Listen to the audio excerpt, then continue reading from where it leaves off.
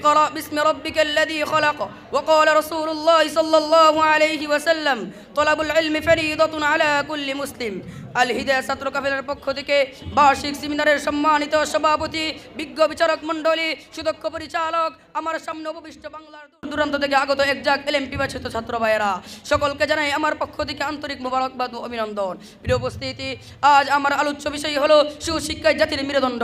আল্লাহ তাআলা তো চাই সেই বিষয়ে সংক্ষিপ্ত আলোচনা করব। ওয়া মা তৌফিক ইল্লা বিল্লাহ।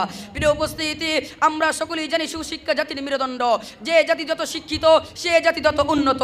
শিক্ষাই হচ্ছে একমাত্র উন্নতির চাবিকাঠি। শিক্ষা ছাড়া কোনো জাতি উন্নতির উচ্চ শিখরে পৌঁছতে পারবে না। প্রিয় উপস্থিতি, শিক্ষায় পিছিয়ে থাকলে জাতি তার গতি হারিয়ে ফেলে, ফলে মূর্খতার কারণে নিজেদের অস্তিত্ব অন্য জাতির নিকট বিলীন করাকে দ্বিধাবোধ করে না। প্রিয় উপস্থিতি, এই শিক্ষা দ্বারা উদ্দেশ্য হলো ইসলামী শিক্ষা। যেই শিক্ষা সম্পর্কে আল্লাহ তাআলা সূরা আলাকের প্রথম আয়াতে ইরশাদ ফরমান, ইকরা বিসমি রাব্বিকাল্লাযী খলাক, পড়ো তোমার প্রভুর নামে যিনি সৃষ্টি করেছে তোমাকে, অর্থাৎ জ্ঞান অর্জন করো। প্রিয় উপস্থিতি, এখানে কোন শিক্ষার কথা বলা হয়েছে? এখানে কোন দুনিয়াবী শিক্ষার কথা বলা হয়নি। এখানে বলা হয়েছে ইসলামী শিক্ষা, অর্থাৎ কুরআনী শিক্ষা।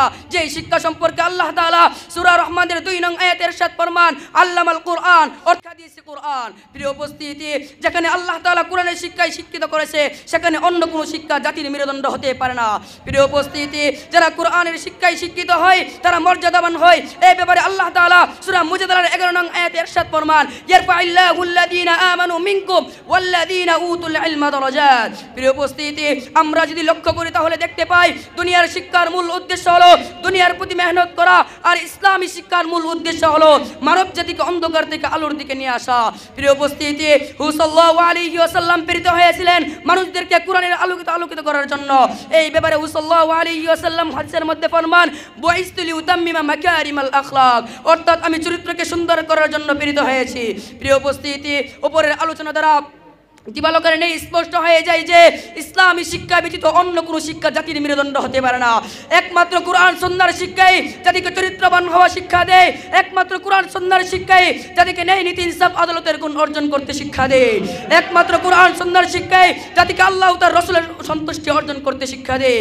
প্রিয় উপস্থিতি, শুধু তাই নয়, যে শিক্ষা অর্জন করে আলী হয়ে গেছিল আসাদুল্লাহ, যেই শিক্ষা অর্জন করে উসমান হয়ে গেছিল জুন্নুরাইন, যেই শিক্ষা অর্জন করে উমর হয়ে গেছিল ফারুক আজম, যেই শিক্ষা অর্জন করে আবু বকর হয়ে গেছিল সিদ্দিক আকবর, সেই শিক্ষাই হচ্ছে একমাত্র জাতির মেরুদণ্ড। প্রিয় উপস্থিতি, অন্যদিকে যেই শিক্ষা জাতিকে ন্যায় চুরি ডাকাতি বিবাদিত শিক্ষা দেয় এবং ইসলামী হুকুমের বিরোধী এবং ইসলামী হুকুমকে জমিন থেকে উৎখাত করতে শিক্ষা দেয়, সেই শিক্ষা কখনো জাতির মেরুদণ্ড হতে পারে না। প্রিয় উপস্থিতি, আজ ইসলামী জমিনের উপর আসমানের নিচে ইসলামী শিক্ষা আছে বলে মসজিদের মিনার থেকে আজানের ধ্বনি ভেসে আছে।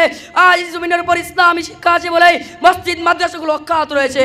কিন্তু দুঃখের সাথে বলতে হয়, আজ ইসলামী শিক্ষার এত অবদান থাকা সত্ত্বেও 90% মুসলমানদের দেশে কিছু বুদ্ধিজীবী বানর মার্কায় শিক্ষিত হয়ে আশরাফুল মাখলুকাতকে বানরের সাথে তুলনা করে এবং ইসলামী হুকুমকে এই জমিন থেকে অক্ষত করতে চায়। তাদেরকে পরিষ্কার ভাষায় বলে দিতে চাই, সময় থাকতে সাবধান হয়ে যাও, কারণ এই দেশ উলামায়ে কেরামদের দেশ, এই দেশ মুফতি আমিনের দেশ, এই দেশ জুনাইদ বাবুনগরের দেশ।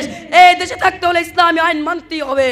পরিশেষে কবির ভাষায় বলতে চাই, শিক্ষা শিক্ষা শিক্ষা চাই, শিক্ষা ছাড়া উপায় নাই। নাসরুম মিনাল্লাহি ওয়া ফাতহুন করিব ওয়া বাশশিরিল মুমিনিন। আসসালামু আলাইকুম ওয়া রাহমাতুল্লাহ।